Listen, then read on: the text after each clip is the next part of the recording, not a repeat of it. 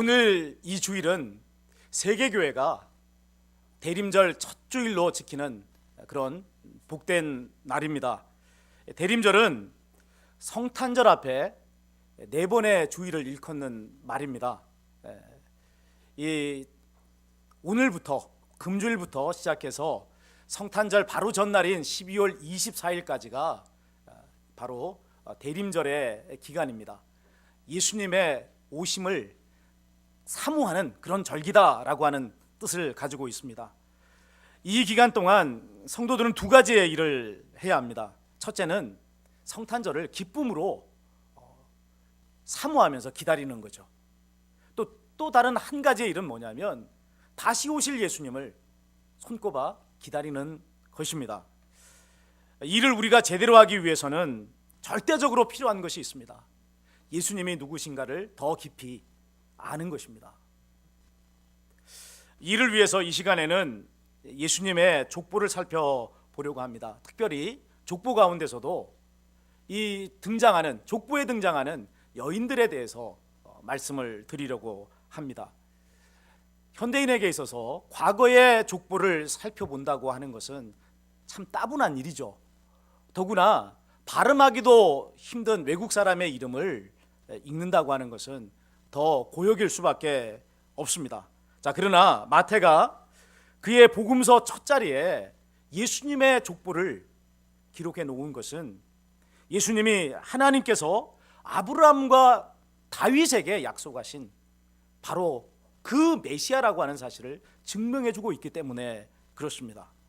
그는 이 족보에 고도의 신학적 작업을 가함으로써 예수님께서 약속의 메시아시라는 사실을 명확하게 증명해 주고 있습니다.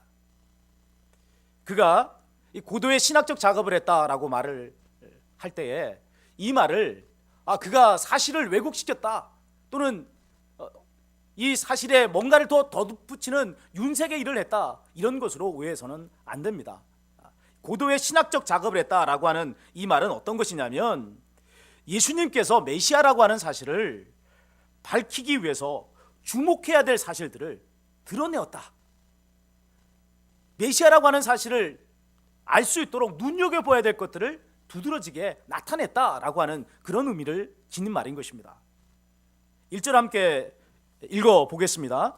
1절입니다. 아브라함과 다윗의 자손 예수 그리스도의 계보라. 예수님을 가리켜서 누구라고 지칭하고 있습니까? 아브라함과 다윗의 자손이다 이렇게 지칭하고 있습니다. 원어로 보면 어떻게 표현되었냐면 아브라함의 자손이자 다윗의 자손 이렇게 기록되어져 있습니다. 이 둘은 모두 메시아 언약과 관계되어져 있는 명칭이에요. 아브라함의 자손 또 다윗의 자손 이게 메시아의 명칭과 관계되어 있다 이 말이에요. 하나님께서 아브라함과 언약을 하시면서 이렇게 약속하셨습니다. 장차 내 후손으로 말미암아 천하 만민이 복을 얻을 것이다. 또 다윗과 언약을 하시면서 이렇게 말씀하십니다.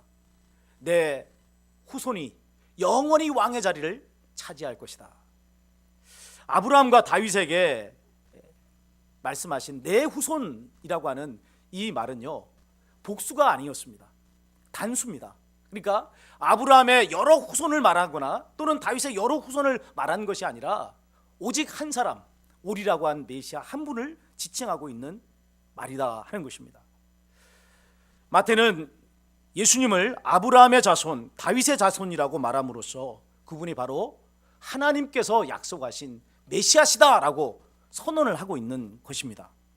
그리고 16절에 이르러서는 예수님의 출생 기록을 기존의 패턴과는 다르게 기록을 함으로써 그분이 메시아라고 하는 사실을 확증해 줍니다.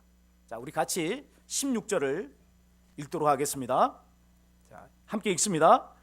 야곱은 마리아의 남편 요셉을 낳았으니 마리아에게서 그리스도라 칭하는 예수가 나시니라. 여기 이 족보에 예수님의 이 족보에 등장하는 다른 사람들의 출생의 방식은 아버지가 아들을 낳았다 하는 방식입니다. 아브라함이 이삭을 낳고 이삭이 야곱을 낳고 그러니까 아버지가 아들을 낳은 방식으로 기록이 되어져 있어요. 그런데 예수님에 대해서만은 어떻게 기록을 하고 있습니까? 어머니가 아들을 낳았다, 이렇게 기록을 하고 있는 것입니다. 왜 이런 차이가 나타난 것이죠?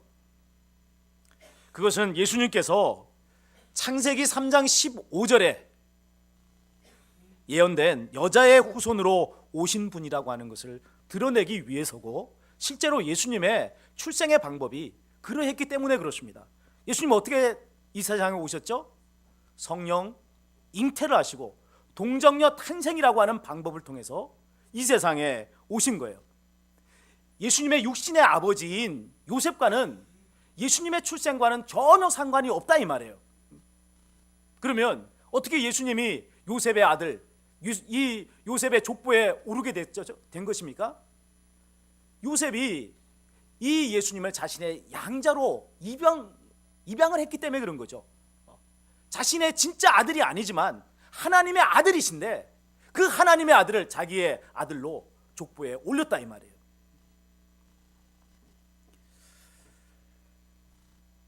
마태는 이런 예수님의 출생의 비밀에 대해서 18절 이하에서 상세하게 진술을 해놓고 있습니다. 그러나 여기 이 족보 자체에서도 예수님의 특별한 탄생에 대해서 예견할 수 있도록 작업해 놓은 것을 볼 수가 있습니다. 예수님의 모친 마리아 이전에 등장하는 이 족보상에 4명의 여자가 등장하는데요, 이 4명의 여인들의 등장을 통해서 사전 작업을 해놓은 것을 볼 수가 있습니다. 족보에 여자들의 이름이 등장한다고 하는 것은 대단히 이례적인 일입니다. 더구나 이 유대 나라의 족보에 여자들의 이름이 나오는 것은 정말 흔하지 않는 일이죠. 그런데 마태는 이 예수님의 족보에 마리아 외에도 4명이나 되는 많은 여성의 이름을 등장시키고 있습니다. 여기 보면 다말이 나오고요, 라합이 나오고 룻이 나오고 밧세바가 나오는 것을 볼 수가 있습니다.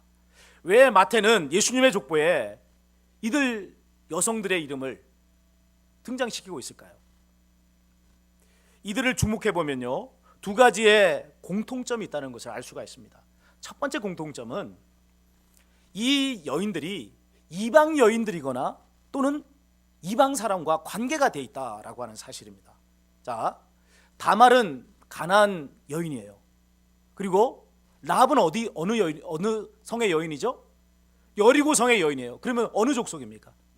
그 역시도 가나안 족속이다 하는 것을 알 수가 있는 거죠. 룻은 어느 족속입니까? 그 모압 여인이에요.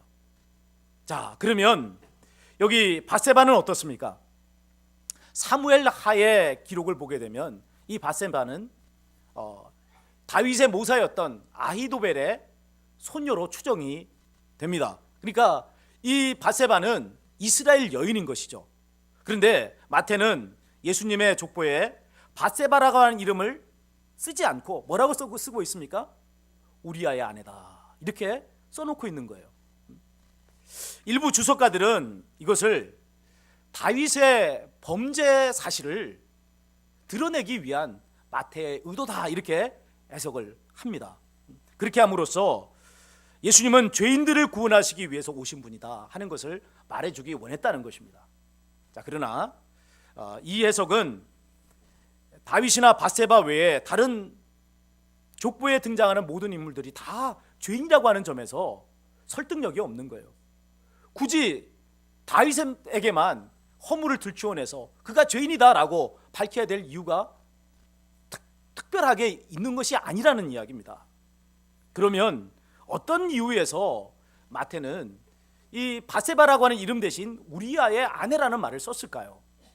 자, 여기 우리아의 아내라 할 때 우리아라고 하는 사람을 주목해 볼 필요가 있습니다. 이 우리아는 혈통이 이스라엘 사람이 아니었어요. 어느 나라 사람이었죠? 어느 족속이었죠? 헷 족속이었다, 이렇게 말합니다. 그래서 우리아의 이름 앞에는 언제나 헷사람 우리아 이렇게 기록을 해놓고 있습니다. 다윗의 그런 31명의 용사 가운데 한 사람이었지만 그는 이스라엘 사람이 아니었다 이 말이에요. 헷 족속이었다 이 말이에요. 자, 그러면 이 밧세바를 마태는 여기 그 이름을 밝히지 않고 우리아의 아내라라고 기록을 해놓음으로써 말하고자 하는 바가 무엇인지를 우리는 생각해 볼 수가 있는 거죠. 바로 햇사람의 아내다 하는 것으로서 이방인과 그녀를 결부시키고 있다 하는 것을 말해 주는 것입니다. 마태가 이런 신학적 작업을 통해서 말하고자 하는 바는 분명합니다. 뭘 이야기하려는 거죠? 예수님은 유대인의 메시아로만 오신 것이 아니라 온 세상 모든 민족의 메시아로 오셨다라고 하는 것을 말해주기 원했다 하는 것입니다. 이런 마태의 메시아관은요, 그의 복음서 전반에 걸쳐서 강조되어집니다. 이 마태복음 2장을 보면 아기 예수님을 경배하기 위해서 그 당시 아무도 예수님을 경배하러 가지 않았던 그때 아기 예수님을 경배하려고 왔던 동방의 박사들이 등장합니다. 이 동방 박사들은 이방 사람입니까? 아니면 이스라엘 사람입니까? 이방 사람들이잖아요. 이방 사람들을 대표하는 동방 박사들이 아기 예수님을 경배하고 영접하기 위해서 왔다라고 마태는 기록을 해놓고 있는 거예요. 또 마태복음 8장의 말씀을 보면 로마의 백부장의 믿음을 칭찬하신 후에 하신 말씀이 이렇게 나옵니다. 8장 11절과 12절에 이렇게 기록되어져 있습니다. 제가 읽겠습니다. 또 너희에게 이르노니 동서로부터 많은 사람이 이르러 아브라함과 이삭과 야곱과 함께 천국에 앉으려니와 이 나라의 본 자손들은 바깥 어둠에 쫓겨나 거기서 울며 이를 갈게 되리라. 이스라엘 사람들을 칭찬하고 있는 것이 아니라 무수히 많은 이방인들이 예수 그리스도를 통하여 구원 얻게 된다라고 하는 것을 말씀하고 있는 대목입니다. 또 마태복음 28장 끝단락에서는 너희는 가서 모든 족속으로 제자를 삼아라고 말씀하신 것을 보면 알 수가 있습니다. 그러니까 이 마태는 유대인을 위한 복음서로 마태복음을 썼지만은 그는 이 복음서에서 예수님은 유대인의 메시아일 뿐입니다 라고 하는 것을 말하고 있지 않고 그분은 유대인을 넘어서 온 세상 모든 민족의 구세주로 오셨습니다. 그분은 온 세상의 주님입니다 라고 선포하고 있는 것입니다. 자, 여기 이방 여인들 네 사람의 이 인물들, 이 여인들의 첫 번째 특징은 그들이 이방인과 관계되어 있다 하는 것이었습니다. 자, 두 번째 이들의 특징은 무엇일까요? 그것은 그들의 자녀의 출생이 대단히 특별했다라고 하는 사실입니다. 다말의 경우를 한번 보겠습니다. 다말은 유다의 며느리였어요. 그런데 놀랍게도 시아버지인 유다와의 사이에 자녀를 출산했습니다. 여기 말씀을 보면 베레스와 세라 쌍둥이를 낳았다 그렇게 기록을 해놓고 있는 거죠. 여러분, 정상적인 가정, 정상적인 상황이라고 한다면 감히 상상도 할 수 없는 막장 드라마가 쓰여진 것 아닙니까? 어떻게 이런 일이 벌어진 것이죠? 사연인즉 다말이 남편의 대를 잇고자 하는 간절한 믿음을 가졌기 때문에 이 일을 하나님께서 허락하셨다는 것입니다. 라합은 어떻습니까? 라합은 여리고성의 기생이죠. 그녀의 출신 자체가 사람들의 구설수에 오를 만한 그런 여인인 것을 알 수가 있습니다. 더구나 그녀는 여리고성이 함락되는 그 순간에 성과 함께 몰사의 죽음을 당해야 됐던 그런 운명의 사람이었습니다. 그런데 그녀는 여리고성에 숨어둔 두 명의 정탐꾼을 살려줌으로써 여리고성 함락의 1등 공신이 되었습니다. 그녀가 목숨을 걸고 이 정탐꾼을 살려준 이유는 하나님께 대한 믿음이 있었기 때문이죠. 뭐라고 고백합니까? 너희의 하나님은 상천하지의 하나님이시다. 위로도 어느 누구도 상대할 수 없는 분이요, 아래로 어느 누구도 상대할 수 없는 그런 하나님이 너희의 하나님이다 라고 라합은 고백을 했습니다.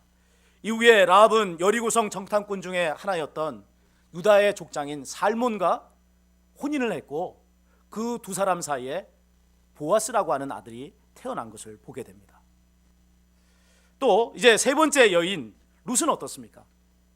룻은 보아스의 아내가 된 사람이에요. 그녀 역시 특별한 사연의 인물인 것을 볼 수가 있습니다. 이 룻은 모압 여인이었고요, 원래 유다 사람 기럐의 아내였습니다. 그런데 이 기럐이 죽고 난 후에 그녀는 시어머니 나오미와 함께 유다 땅 베들레헴으로 왔습니다. 그리고 그곳에서 기업 물을 짜인 보아스와 혼인을 해서 오벳을 낳았습니다. 이 당시에 보아스와 룻과의 나이 차이가 얼마였느냐면 아버지와 딸 정도의 나이 차이였어요. 룻이 보아스에게 당신은 내 남편의 기업을 물을 자입니다 라고 말하며 혼인을 청했을 때 보아스가 한 말이 이것입니다. 그대는 이 가정의 대를 잇고자 나이가 많은 나를 택하고 젊은 사람과 혼인하지 않은 그것 자체가 너무나도 큰 믿음의 행위다라고 축복한 것을 보게 됩니다. 자, 이렇게 룻은 이방 여인이었지만 믿음으로 하나님의 백성이 된 것을 우리는 보게 되는 것이죠. 밧세바는 어떻습니까? 그녀는 우리아의 아내였습니다. 그런데 다윗이 자신의 범죄 사실을 숨기기 위해서 우리아를 전장의 맨 앞에 내보내어서 그래서 죽게 만들어 버렸습니다. 그리고 난 후에 이 밧세바를 자신의 아내로 취하였습니다. 밧세바와 다윗 사이에 태어난 첫째 아들은 죽었지만 둘째 아들은 다윗의 왕위를 잇는 왕이 되었습니다. 그 이름이 뭐죠? 그 이름이 솔로몬이었단 말이에요. 다윗은 물론이거니와 밧세바 역시 깊은 회개를 하였음에 틀림이 없습니다.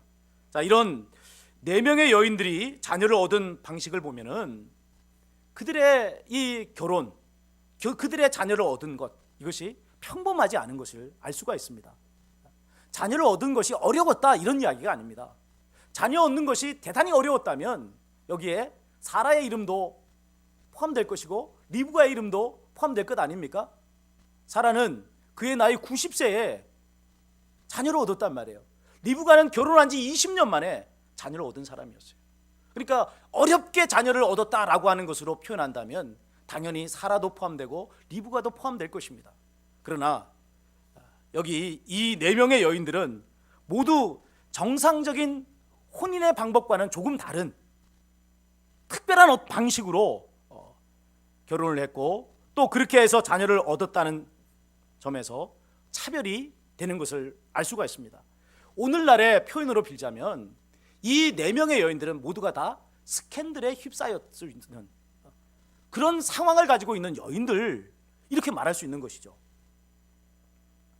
그러나 그들은 모두 이 어려운 상황을 믿음으로 극복하였습니다. 그리고 예수 그리스도가 이 세상에 오시는 통로가 되는 자녀들을 출산한 그런 사람들이었습니다. 자, 바로 이것이에요. 마태가 예수님의 족보에 마리아 외에 네 명의 여인들을 등장시킨 이유가 여기에 있다는 거예요. 이들 네 명의 여인들에 대해서 하나님께서는 특별하게 간섭하신 것이죠.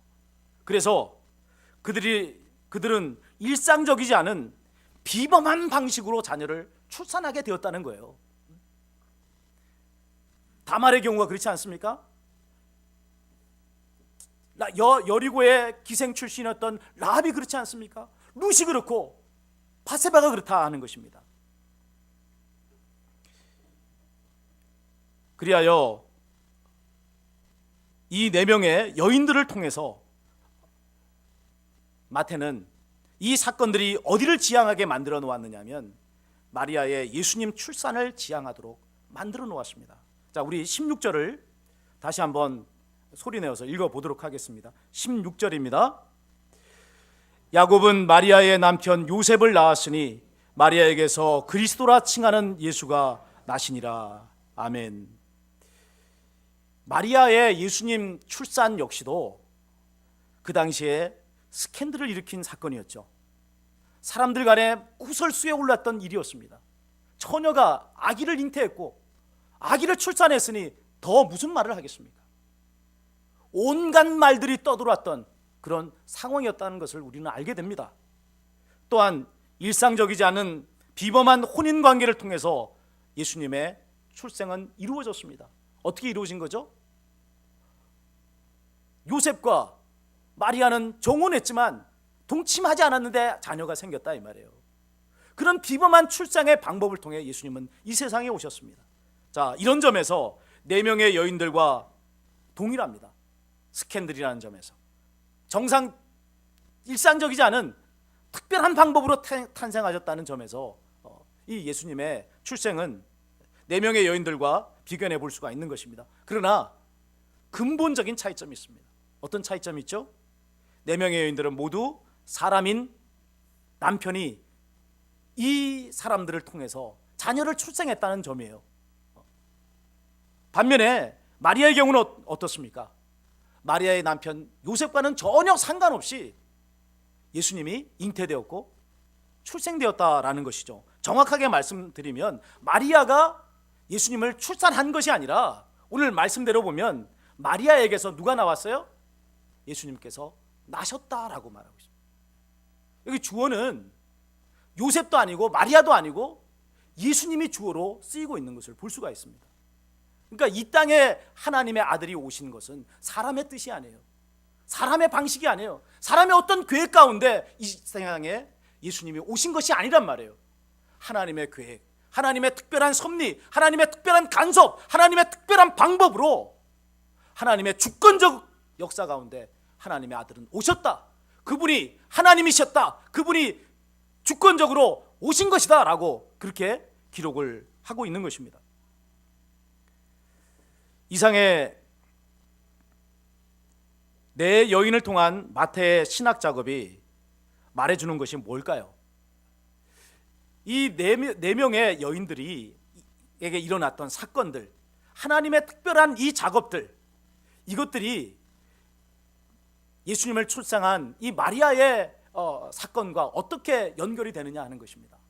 자, 작게는 예수님의 성령 잉태와 동정녀 탄생이 믿을 수 없는 일이 결코 아니다 하는 것을 말씀해 주고 있는 것이죠. 이미 마리아 이전의 4명의 여인들을 통해서 하나님께서는 그 전조를 보여주셨습니다. 사람들이 상상하지 못한 방법, 사람들이 생각하지 않은 방법으로 하나님은 이 땅에 하나님의 역사를 이어갔고 하나님의 아들들이 이 땅에 태어나는 통로를 여셨던 것을 보게 되는 것이죠. 그리고 때가 되매 하나님의 아들이 이 세상에 탄생하시는 그 크고 놀라운 역사를 이루신 것입니다. 그것이 바로 마리아에게서 예수가 나시니라 하는 그 말씀의 뜻인 것입니다. 자, 크게는 이제 작게는 그렇게 예수님의 동정녀 탄생과 성령 잉태가 믿지 못할 일이 아니라는 것을 말해주는 것이라고 하면, 그럼 이 4명의 여인들의 사건은 크게는 어떤 의미가 가지고 있을까요? 그것은 역사를 통해 깨달아야 할 것이 무엇인가를 우리에게 말해준다는 것입니다. 마태가 그의 복음서를 썼을 당시에 맨 앞에 기록된 이 족보는 어떤 일에 기여했겠어요? 사람들이 예수님이 하나님의 아들이시구나, 예언된 그 메시아시구나 라고 하는 것을 알게 되는데 기여했을 것임에 틀림없습니다. 이것이 그 당시 구약 역사가 복음 역사에 기여한 바라고 할 수가 있습니다.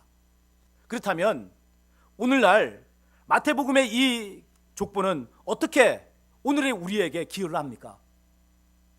오늘날에도 여전히 이 족보를 통해서 예수님이 약속된 하나님의 아들 메시아라고 하는 사실을 알게 해주는 역할을 하는과 동시에 또 한 가지 중요한 일을 하고 있는 것이 있습니다. 뭐냐면 다시 오실 재림의 주심이시다라고 하는 사실 또한 믿게 해준다는 것입니다.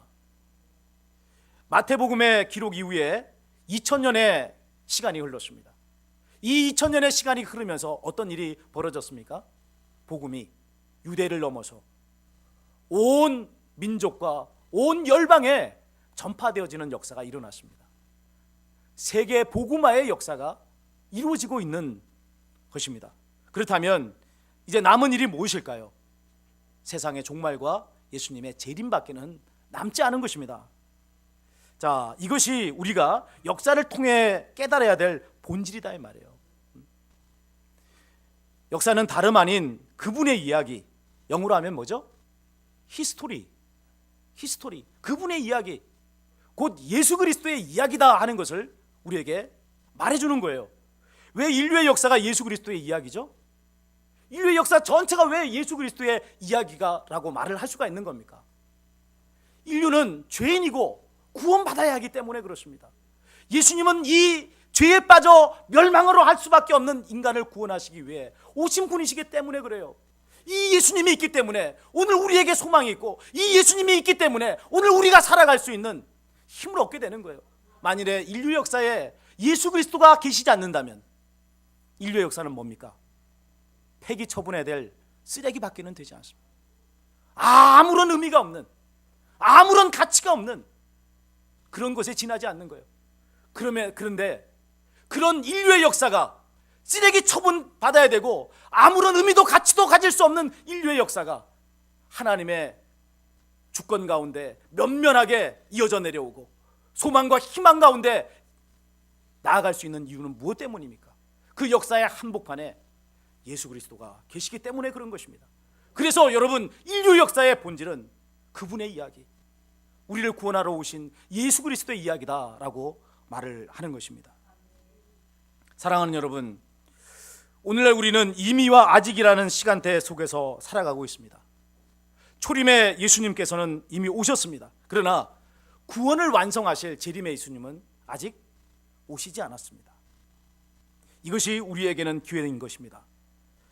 초림의 예수님께서 오신 성탄절과 재림의 예수님께서 오실 그날 사이에 인류가 해야 될 일은 너무나 분명합니다. 어떤 일을 해야 되죠? 아직 구원받지 못한 사람들은 어떤 일을 해야 돼요? 구원을 받아야 돼요. 이게 여러분, 인류에게 주어진 절대절명의 사명이에요. 또 이미 구원받은 사람들은 어떤 일을 해야 됩니까? 복음을 전파해서 죽어가는 사람들을 살려내는 일을 해야 된다는 말이에요. 이것이 이미와 아직이라고 하는 이 역사의 시간 속에서 우리가 감당해야 될 사명인 것을 보게 됩니다. 예수님의 재림 나팔 소리가 들려오는 그날까지 구원의 이름 예수님을 부절히 부르시고 그 이름을 부절히 전파하시는 저와 여러분이 되시기를 바랍니다.